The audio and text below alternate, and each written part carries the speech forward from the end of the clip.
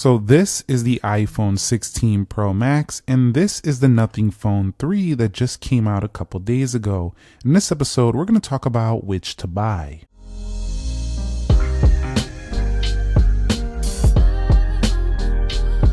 So what is up, guys? Nick here, helping you to master your technology, and today we're going to talk about these two devices here and see how close the Nothing Phone actually gets to that flagship experience. You can see side by side, they're definitely looking a pretty similar size here. We'll start by talking about design and build.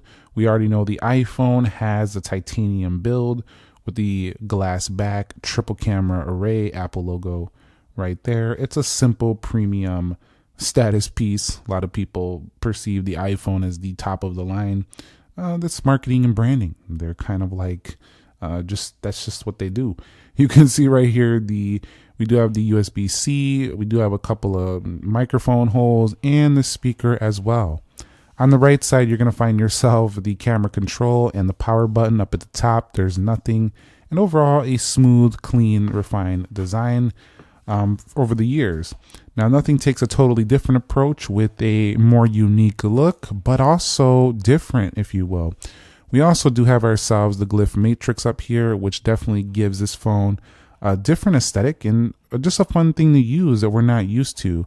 Also, you do get aluminum edges, not the titanium, so it does feel a little bit well, it doesn't feel, it kind of feels the same, but it is a lesser material there, but definitely not too felt. You can see essential key right there, power button, and I do like how Nothing brings the volume rockers down a little bit lower, so it's easier to actually reach those on the right. But you can see generally their shapes are kind of the same, so you do get similar shapes on both of them, so they're basically gonna feel great either way you go. So definitely the overall design and build, besides the camera layout, which is not going to be a fan favorite for everyone, the back design is glass and aluminum, so it kind of feels like a similarly shaped kind of phone. It's just the camera arrays that are very different here. So when it comes to the display, they're a very similar experience actually. So on the iPhone, you have this 6.9-inch display. The main thing that separates the iPhone from a lot of the competition, including the Nothing Phone, is its reduction in bezels. It just has very, very minor thin bezels around the edges. So this phone just always felt like a super close to an all-screen phone. Just doesn't have that all-screen because of the dynamic island. It also always felt like one of the largest phones out there because of that width increase due to the reduction in bezels and the diagonal increase of 6.9. So this is one huge device to hold day to day, but it's enjoyable if you love max level phones. Now, the Nothing Phone actually employs a 20:9 aspect ratio. So this phone actually feels closer to something like a Pixel device. It also has a bit thicker bezels you can see around the edges. So if they want to improve something, they can improve that. Thinner bezels, maybe a bigger display, but it's a 6.67. So it's actually closer in size to last year's iPhone 15 Pro Max. But again, keep in mind, this phone is $799. But generally, they both get very bright. They're both OLED panels. They're both 120 hertz. And so they're both really high end. It's just the iPhone definitely pushes it a bit further, but you are paying several $700 more. So I would say think of the Nothing Phone 3 like a flagship display of a year ago or two.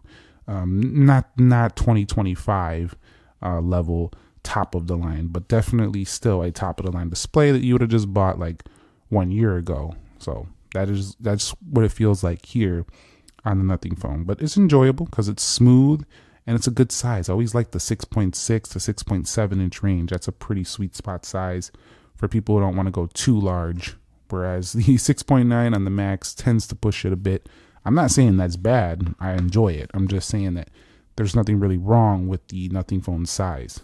Now, when it comes to software, we are in a work in progress on the iPhone. We're on iOS 26 beta 3, so this is still in progress, and we're also going to probably be seeing the public beta version of iOS 26 coming down the line here.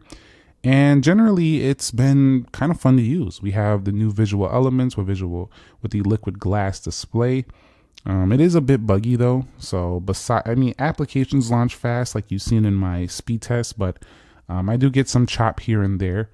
But generally, it runs pretty well. And at the core, it's still kind of iOS to the core. Like, it didn't really like totally overhaul it. It gave it a fresh paint job though, and definitely it feels much more different than they have in past years, especially on iPad OS.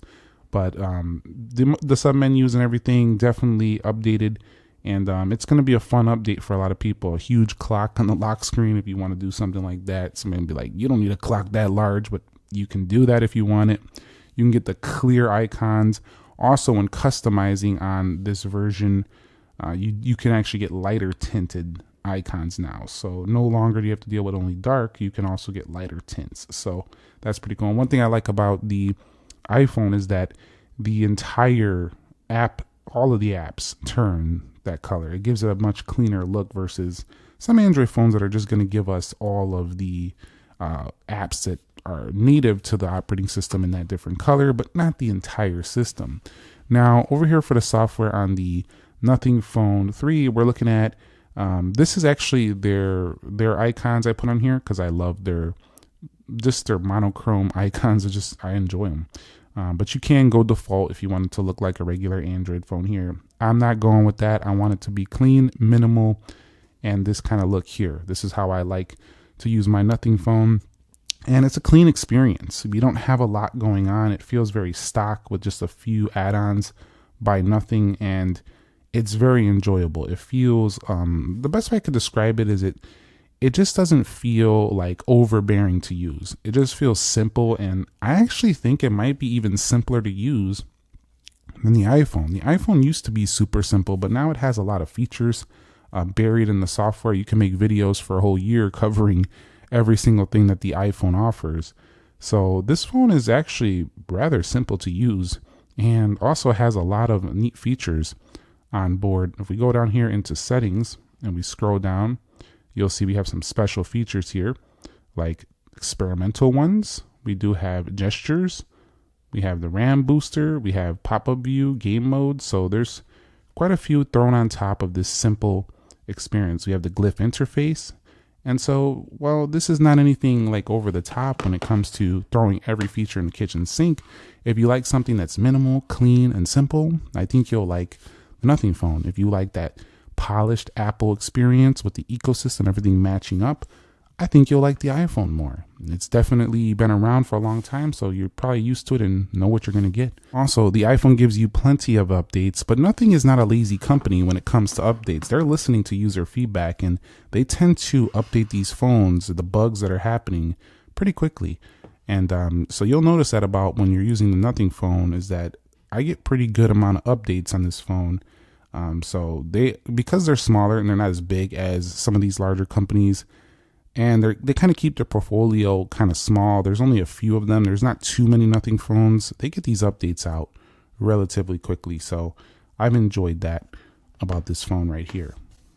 Now, when it comes to performance and chipset, you should probably buy the iPhone if you want the higher chip performance. It's just faster, A18 Pro, but the upcoming 17 Pro Max is going to be even faster. So might as well just wait for that one at this point. But in general, buying the iPhone, you're of course going to get the faster chip, but I think it's going to be way faster for the 17 Pro Max because the S25 series just blew away iPhone this year in performance scores. So I expect the next one to seesaw back to the iPhone land of being faster.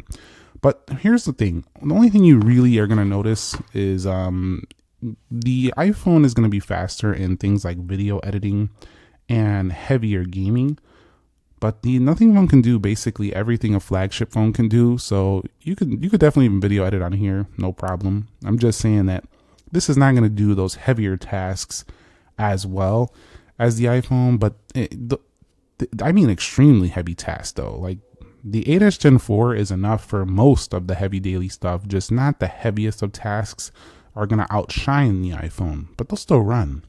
You'll see right there we do have 16 gigabytes of RAM and 512 gig storage.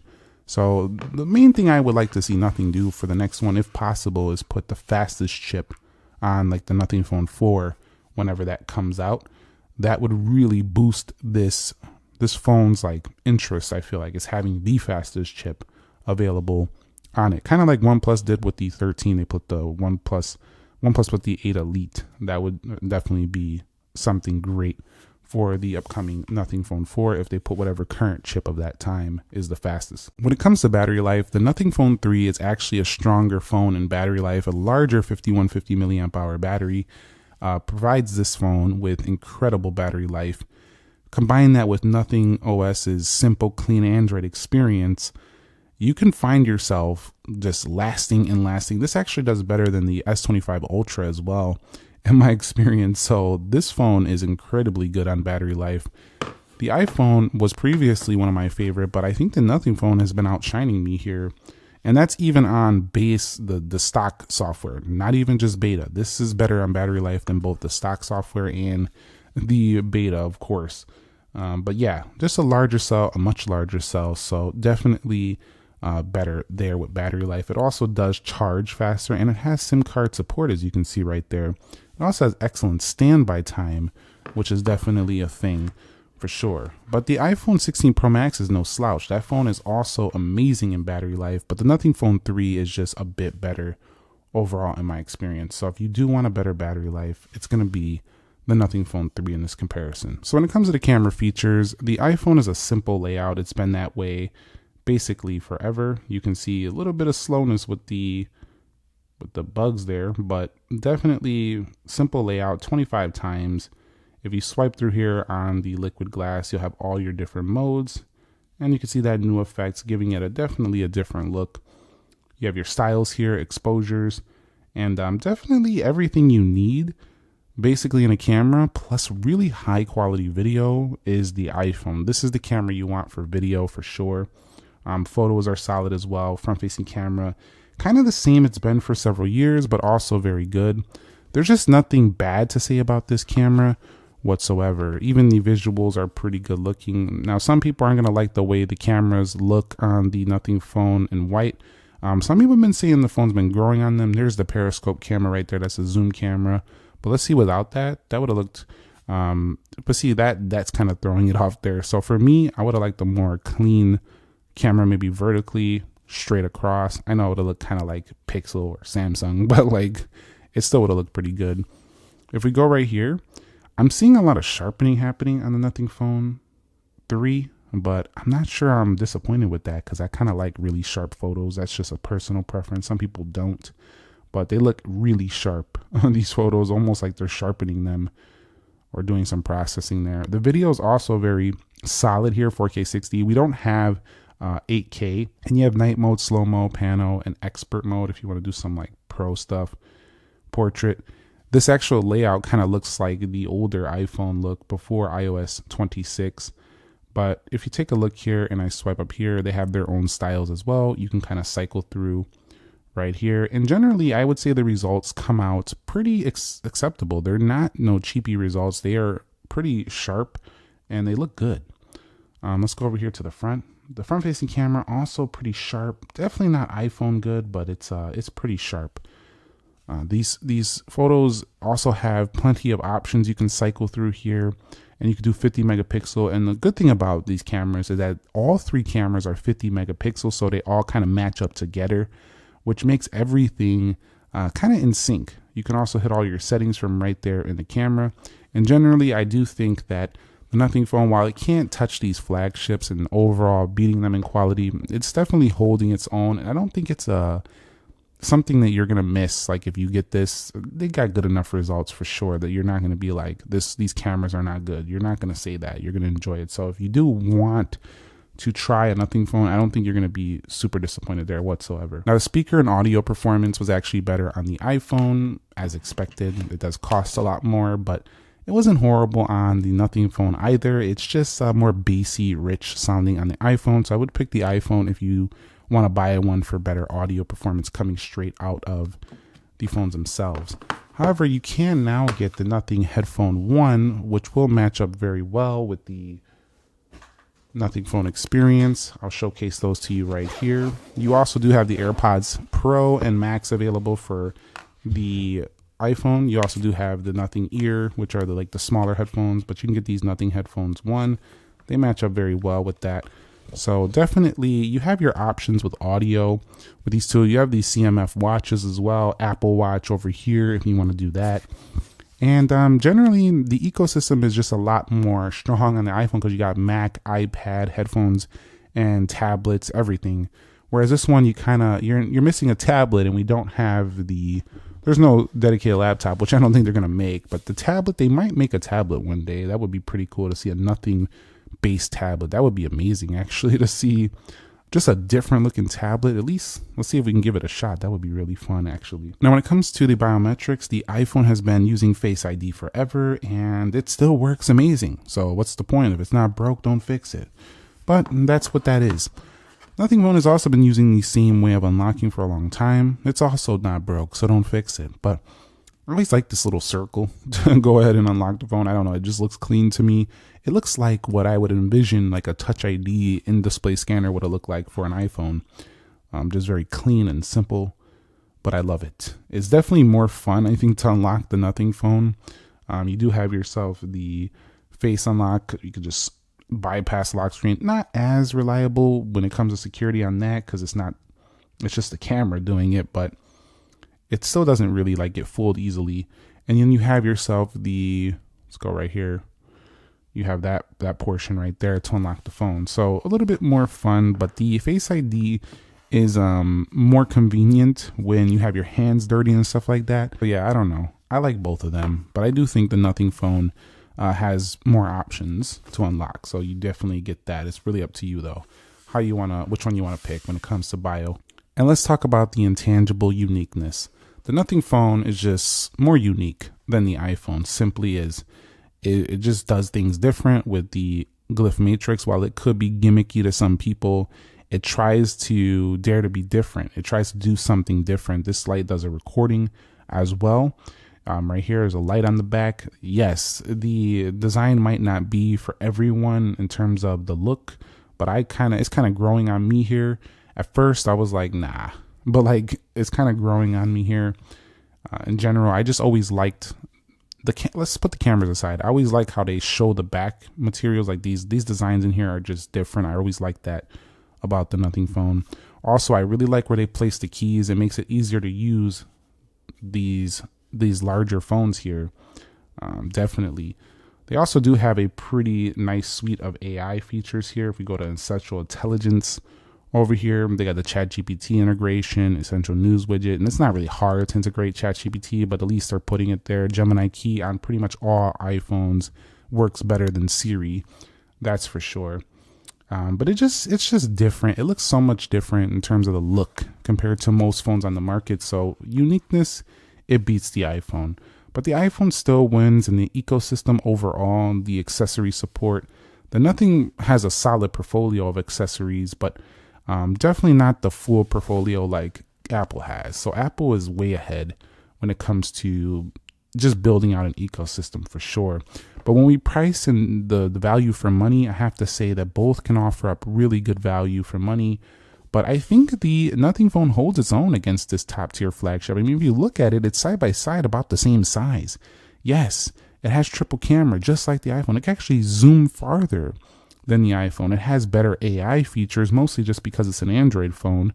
The Apple Intelligence is just not amazing for me on here. And overall, it has better battery life and charges faster. So it actually wins in a lot of areas, even though the phone is several $100s less. So which one to buy? The final verdict is, for me, you get the Nothing Phone if you want a unique premium smartphone. You want something different but clean also at the same time. You'll love the Nothing Phone 3. You really will. You get the iPhone if you want the full ecosystem. You want that high resale value when you go to trade this thing in. You want this long-term phone that's going to get all the major updates for several years to come, although Nothing Phone will get several major updates as well. And it's going to not be super hard to do that because Nothing has kept the software pretty stock. So they'll be able to give you high-end major upgrades for quite some time as well. So yeah, I would say just if you want uniqueness, Nothing Phone 3 here. If you want all out, top of the line, pay the most, get the most back for your money later, and enjoy all of the gamut of what Apple has to offer in terms of the ecosystem, the iPhone still wins. Purely though, the iPhone is the stronger device in terms of performance. It does have 8 gigabytes of RAM, though this has 16, so this is better with RAM. But yeah, this was closer than I thought. Let me know your thoughts down below in the comment section of this video. Thumbs up if you enjoyed it. Subscribe if you haven't already, and I'll catch you on the next one. Nick here. Be sure to be well, and peace.